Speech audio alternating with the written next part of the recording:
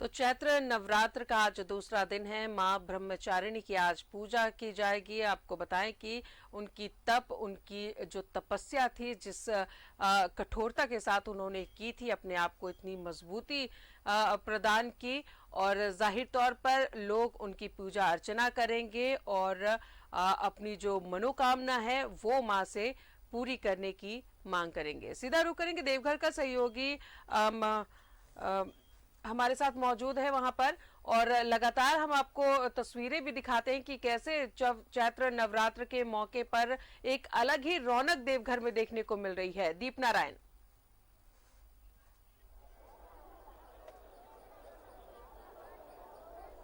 जी बिल्कुल, बात नवरात्र की हो या शिवरात्रि की हो, देवघर बाबा मंदिर और देवघर की छटा ही निराली होती है। अध्यात्म की ये नगरी है, और जब बात चैत्र नवरात्र की हो रही है तो हम आपको दृश्य के साथ लोगों को बाबा मंदिर के दर्शन कराएंगे। और ये बाबा मंदिर चैत्र नवरात्र में इसलिए खास है क्योंकि यह शक्तिपीठ भी है और शिवालय भी है।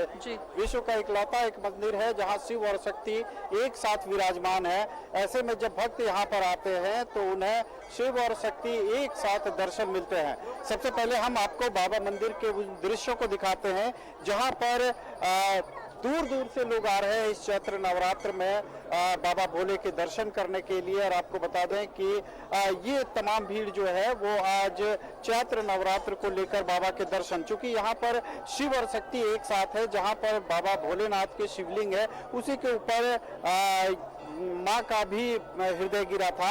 और आपके कथाओं के मुताबिक यहाँ पर इसे हृदय पीठ कहते हैं, चूंकि माँ का हृदय यहीं पर करके गिरा था। 52 शक्तिपीठों में से एक है ये ज्योतिर्लिंग, तो ये खास है यहाँ पर। और इस खासियत की वजह से लोग यहाँ पर भीड़ लगाते हैं, माँ की आराधना करते हैं। यहाँ के पुरोहित हमारे साथ हैं। अच्छा, यहाँ पर नवरात्र जब मनाते हैं लोग, क्यों खास है नवरात्र, कैसे ये शक्तिपीठ है? ये माता सती का हृदय गिरा है यहाँ।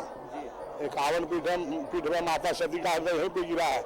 वहीं पे विष्णु भगवान ने शंकर जी को लाके स्थापित कर दिया। शिव शक्ति यहाँ पे दोनों एक साथ है। यहाँ का विशेष पूजा होता है शिव पार्वती का गठबंधन जो आप देखते हैं, ये भारत द्वादश ज्योतिर्लिंग में ऐसा कहीं नहीं होता है।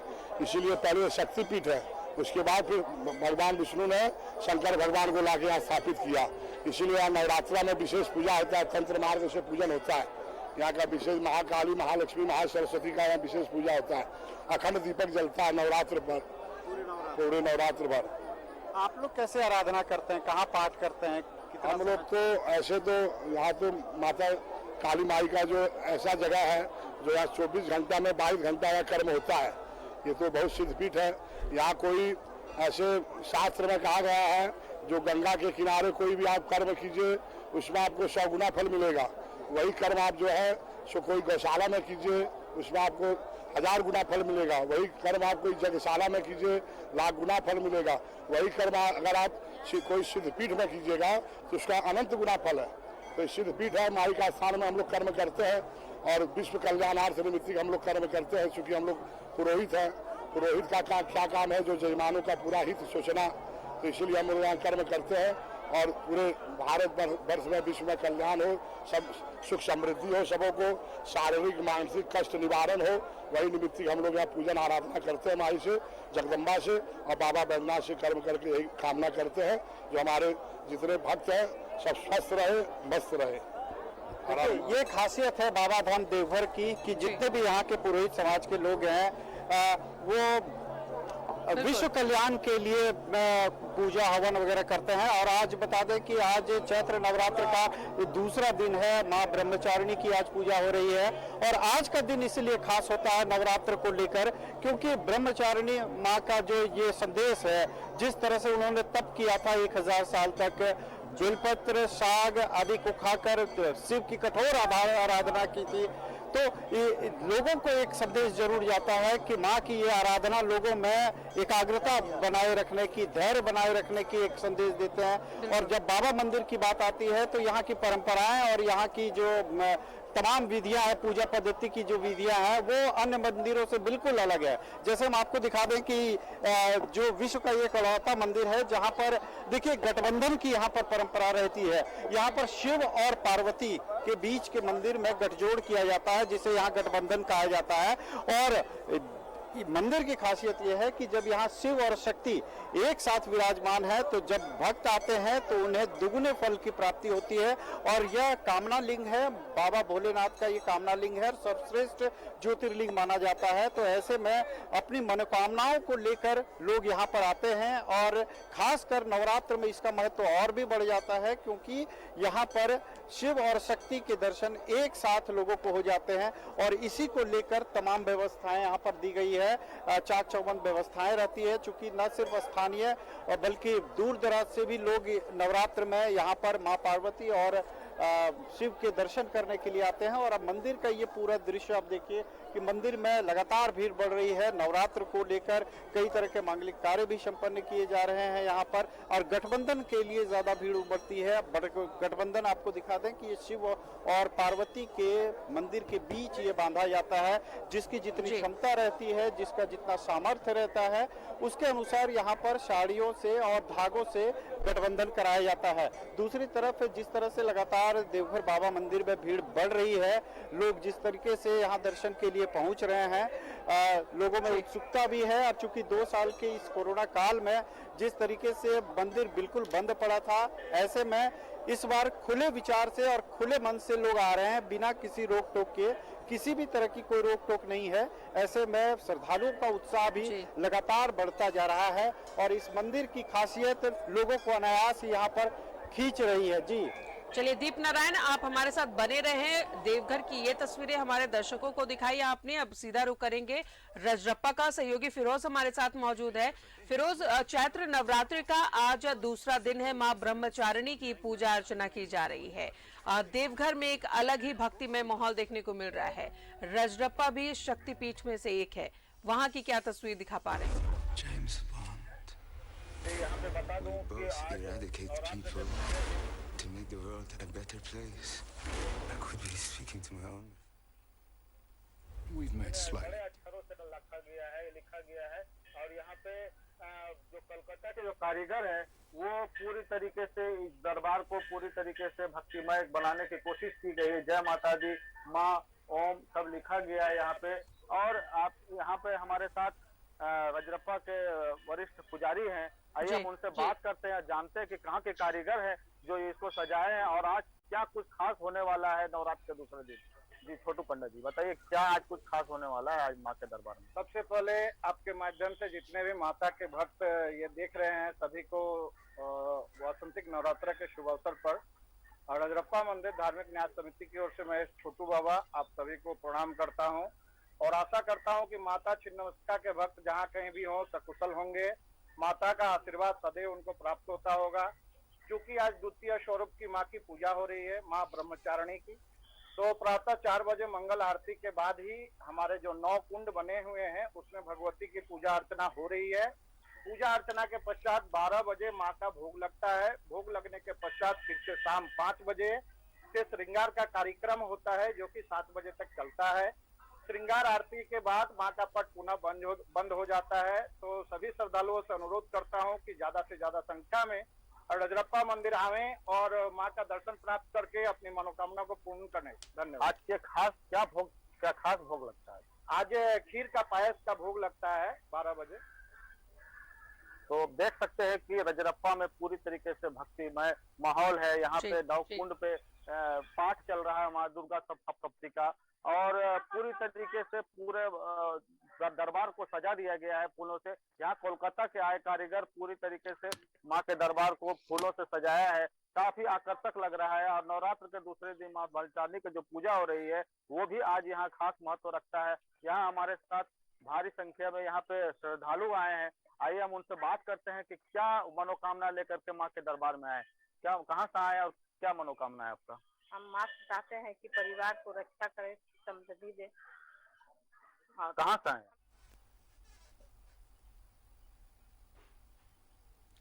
चलिए, तो फिरोज और दीप नारायण, आप दोनों हमारे साथ बने रहें और भी तस्वीरें अपने दर्शकों को दिखाएंगे, लेकिन फिलहाल यहाँ पर रुक रहे हैं एक छोटे से ब्रेक के लिए।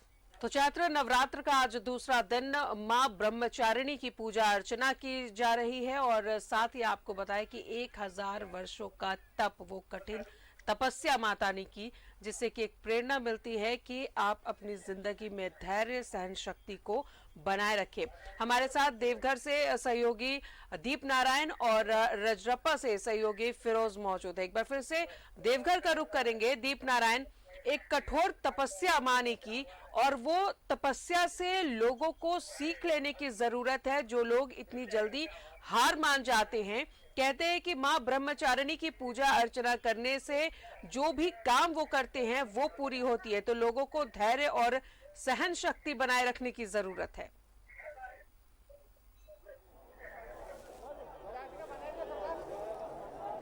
बिल्कुल, देखिए धर्म और आध्यात्म जो है वो आत्मबल से जुड़ा हुआ मामला है। और आप कह लें कि अगर नवरात्र को तप का दिन, साधना का दिन कहा जाता है और इस पूरे 9 दिन में माता के 9 रूपों की पूजा की जाती है।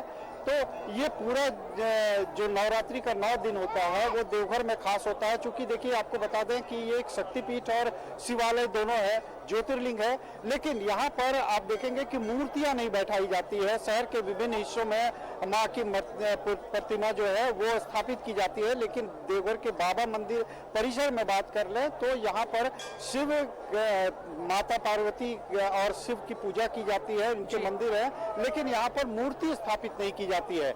ये कारण है क्योंकि यहाँ पर साधना की जगह है और यहाँ पर तमाम पुजारी और जो बाहर से श्रद्धालु आते हैं, जो यहाँ के स्थानीय होते हैं, वो साधना में लीन रहते हैं, दुर्गा सप्तशती की पाठ करते हैं यहाँ पर। और आप देख लेंगे कि यहाँ पर चूंकि मूर्तियां स्थापित नहीं की जाती है देवघर बाबा मंदिर में, तो ऐसे में घड़ीदार घर में एक मूर्ति स्थापित की जाती है। शहर के विभिन्न जगहों पर माँ दुर्गा के पंडाल बनाए जाते हैं, लेकिन देवघर बाबा मंदिर में साधना की जाती है। यहाँ पर लोग दुर्गा सप्तशती की पाठ करते हैं, लोग आराधना करने आते हैं और जो माता है यहाँ पर वो छुपी हुई रहती है। यहाँ पर पहले कहा जाता है कि कथाओं में जो वर्णित है उसके अनुसार माँ पहले आई थी यहाँ पर और उन्हीं के स्थान पर ये शिवलिंग की स्थापना हुई, यानी शिव और शक्ति एक ही जगह स्थापित है और उनको स्मरण कर ही यहाँ पर दुर्गा पूजा मनाई जाती है।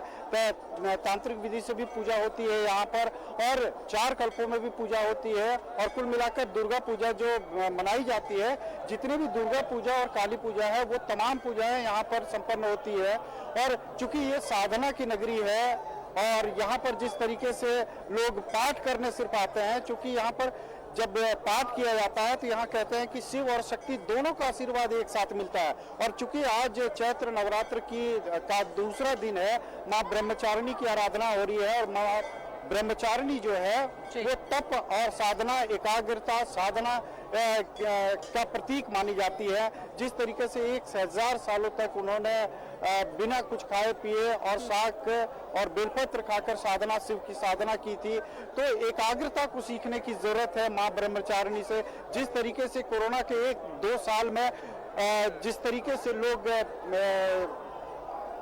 जीवन जीने की शैली दिखी कि प्रकृति से नहीं छेड़छाड़ करनी चाहिए और एकाग्रता बना के रखनी चाहिए। जो एकाग्रता नहीं बना के, संयम नहीं बना के रखे, उन्हें अपने प्राणों को त्यागना पड़ा।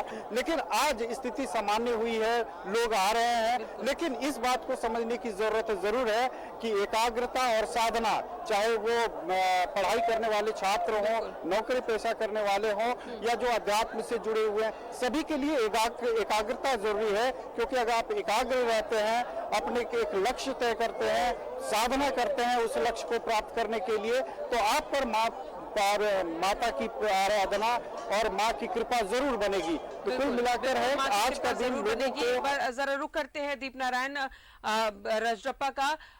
फिरोज, आपके आसपास महिला जो श्रद्धालु है, बच्चे हैं, वो भी नजर आ रहे हैं। जी, यहाँ पे शक्तिपीठ है। यहाँ पे नवरात्र के मौके पर यहाँ पे पूजा अर्चना करने से और यहाँ माँ के दरबार में जो दर्शन करने से यहाँ पे बोलते हैं कि यहाँ पे हर मनोकामना पूरी होती है। ऐसे ही मनोकामना लेकर के कुछ श्रद्धालु यहाँ पे आए हैं। आइए हम उनसे जानते हैं कि क्या उनकी मनोकामना है।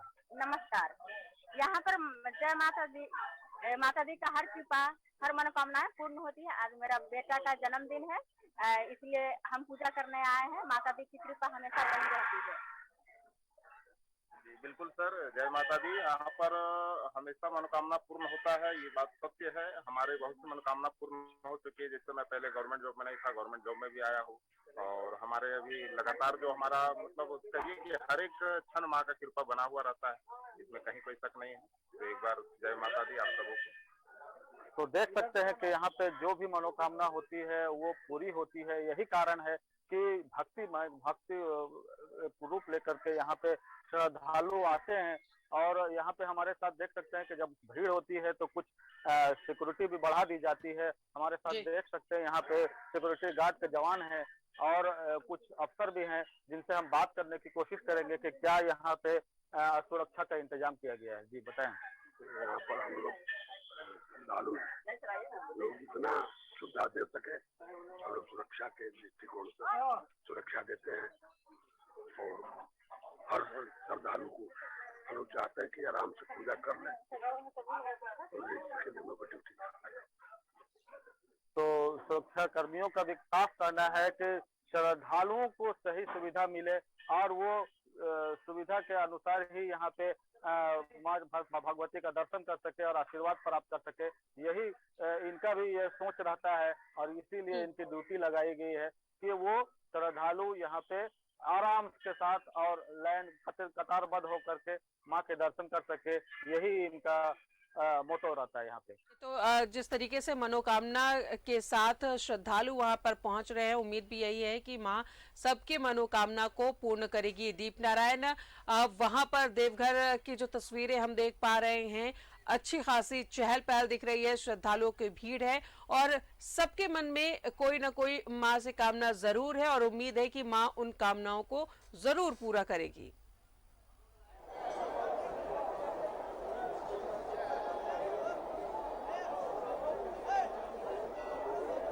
दीप नारायण सुन पा रहे हैं?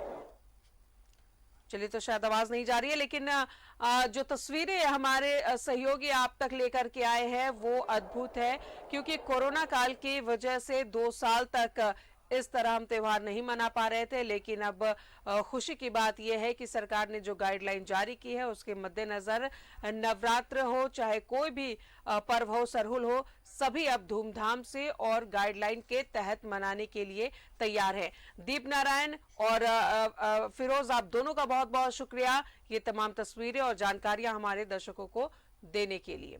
तो चैत्र नवरात्र का आज दूसरा दिन मां ब्रह्मचारिणी की पूजा अर्चना की जा रही है। उम्मीद है कि मां हर एक की कामना पूर्ण करेंगी। और इस खास पेशकश में फिलहाल इतना ही। नमस्कार।